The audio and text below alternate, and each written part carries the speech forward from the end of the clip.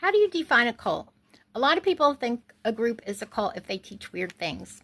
I've also been told that if a church doesn't teach the Trinity, they're definitely a cult. And that idea is messed up in a few different ways. For one, who decides what's weird?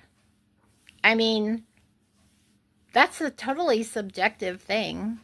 And if you wanted to talk about the entire Christian world, there's no one person that every Christian in the world would say, okay, you get to decide what's weird and what's normal.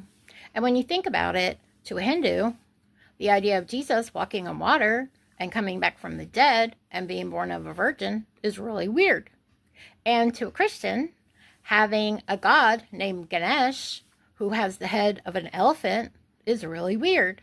Does that make Hinduism a cult or Christianity a cult? No, it does not. What they teach really is totally irrelevant. And some people say that a cult is a cult because it's a new religion. That's not true.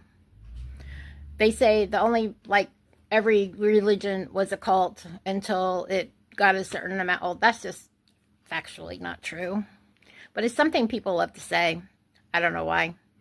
Anyway, Dr. Steven Hassan came up with a really great way to figure out if something is a cult, and it's called the BITE model. B-I-T-E. B stands for behavior. Do they control your behavior? I stands for access to information.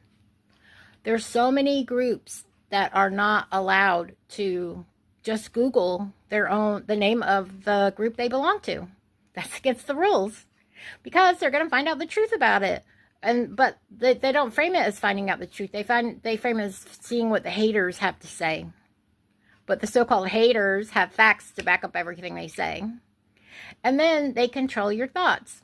And it's true that nobody can actually really control your thoughts. But if you feel guilty for thinking certain things, and if you monitor yourself to make sure you don't think certain things, they're controlling your thoughts. And the same thing with emotions. B-I-T-E, emotions. If they're controlling your emotions, which they can't, technically, but if you feel guilty for feeling certain things, they're controlling your emotions. And if they are controlling your behavior, your access to information, your thoughts, and your emotions, you are in a cult. Hands down. Doesn't have to be a religion. Could be anything from a book club to a psychology group to a self-help group to a political group. It can be anything.